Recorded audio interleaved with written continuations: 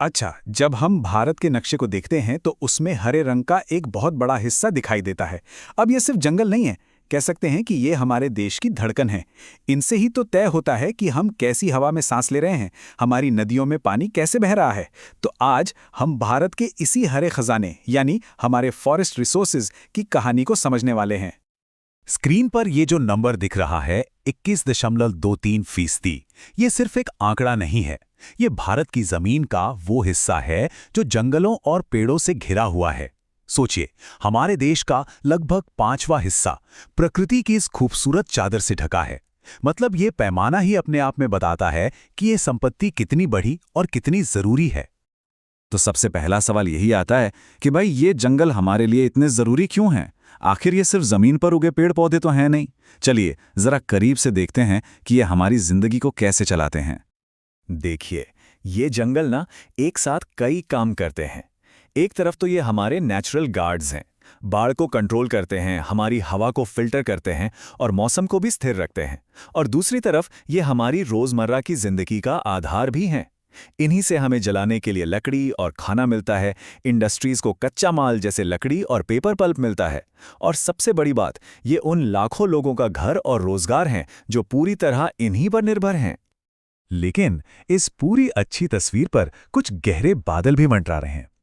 हमारा ये कीमती खजाना आज एक बहुत बड़े संकट का सामना कर रहा है और इस पर ध्यान देना, आप जानते हैं, बहुत जरूरी हो गया है। सबसे पहला और सबसे बड़ा खतरा है जंगलों की कटाई यानी डिफॉरेस्टेशन। इमारती लकड़ी और जलाने वाली लकड़ी की हमारी ज़रूरतें इतनी ज़्यादा बढ़ गई हैं कि जंगल बहुत तेज़ी से काटे जा रहे हैं। और ये सिर्फ पेड़ों का कटना नहीं है, ये तो पूरे के पूरे इकोसिस्टम की नींव हिला देने जैसा है। तो सवाल ये है कि कटाई सबसे ज्यादा हो कहाँ रही है? अगर हम पुराने डेटा को देखें तो पता चलता है कि देश के दो हिस्से, एक हमारा नॉर्थ ईस्ट और दूसरा वेस्टर्न घाट्स, सबसे ज्यादा प्रभावित हुए हैं। इन जगहों पर जंगलों के कटने की दर, मतलब जो रेट है, वो चिंताजनक रूप से बहुत ज्यादा रही है। अब दूसरा बड़ा खतरा है जंगल की आग। क्या अंदाजा लगा सकते हैं कि भारत के कितने जंगल आग के खतरे में हैं?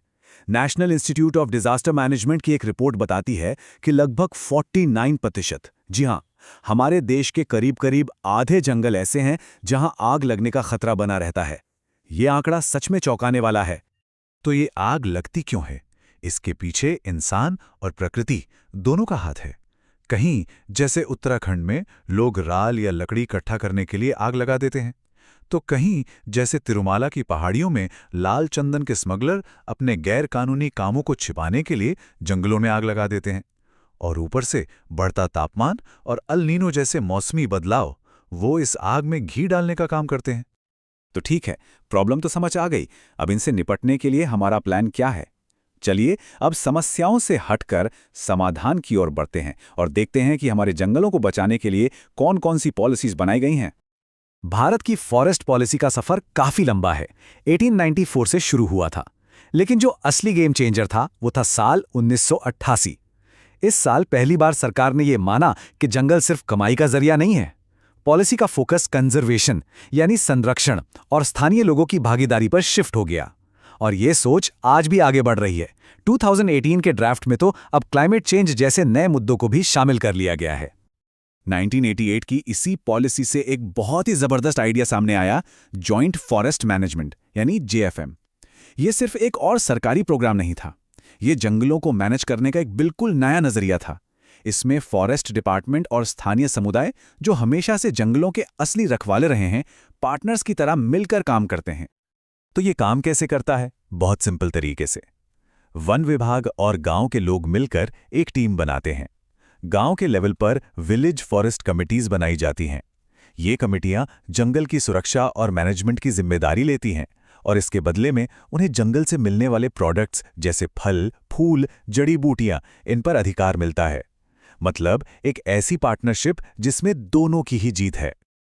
चलिए एक बार फटाफट सब कुछ रिवाइज कर लेते हैं। हमने देखा कि भारत का 21.23% हिस्सा जंगलों से ढका है। इन पर दो बड़े खतरे हैं, डिफॉरेस्टेशन और जंगल की आग। इसके जवाब में 1988 की नेशनल फॉरेस्ट पॉलिसी ने जेएफएम यानी जॉइंट फॉरेस्ट मैनेजमेंट की शुरुआत की, जिसमें सरकार और लोकल कम्युनिटीज साथ मिलकर काम करती हैं। और हमने उत्तराखंड और तिरुमाला जैसे उदाहरणों से देखा कि ये खतरे कितने असली हैं। तो आज जो भी हमने समझा उसे याद रखने के लिए कुछ सवाल देखते हैं, जैसे क्या हमें याद है कि भारत का कितना हिस्सा जंगलों से ढका है, वो 21.23% वाला आंकड़ा? और वो कौन सी पॉलिसी थी जिसने सब कुछ बदल दिया, जिसने जेएफएम की नींव रखी? हाँ, वो 1988 की ऐतिहासिक पॉलिसी थी। हमने ये भी देखा था कि जंगलों की कटाई का असर हर जगह बराबर नहीं है। कौन से दो इलाके थे वो? एक तो नॉर्थ ईस्ट और दूसरा वेस्टर्न घाट्स। और आग का खतरा, एनआईडीएम की रिपोर्ट का वो चौंकाने वाला नंबर क्या था? जी हां, हमारे लगभग आधे जंगल यानी करीब 49% आग की चपेट में आ सकते हैं।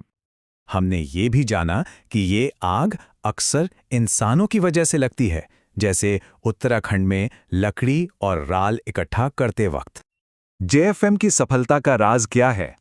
वो हैं विलेज फॉरेस्ट कमिटीज, जो स्थानीय लोगों को ही जंगल का मैनेजर बना देती हैं। और हमारी सोच भी वक्त के साथ बदल रही है। 2018 की ड्राफ्ट पॉलिसी दिखाती है कि अब हम क्लाइमेट चेंज जैसे बड़े मुद्दों को भी इस लड़ाई में शामिल कर रहे हैं। हमने ये भी देखा कि कैसे लालच जंगलों को तबाह कर सकता है, जैसा तिरुमाला की पहाड़ियों में लाल चंदन की स्मगलर्स ने किया था। और प्रकृति भी अपनी भूमिका निभाती है। अल नीनो जैसे मौसमी बदलाव क्या करते हैं? वो तापमान बढ़ा देते हैं और बारिश कम कर देते हैं, जिससे आग का खतरा और भी बढ़ जाता है। और आखिर में ये याद रखना जरूरी है कि जंगल हमें सिर्फ कीमती लकड़ी ही नहीं, बल्कि भोजन जैसी बुनियादी जरूरतें भी देते हैं। ये सारी बातें हमें एक ही नतीजे पर लाती हैं। भारत के जंगल एक बेहद कीमती और जटिल संपत्ति हैं। इन्हें समझना और इनकी रक्षा करना सिर्फ एक एनवायरमेंटल ड्यूटी नहीं, बल्कि हमारी अपनी आर्थिक और सामाजिक भलाई के लिए भी जरूरी है। सवाल बस यही है कि क्या हम आने वाले कल के लिए इस हरे खजाने को बचाने के लिए तैयार हैं?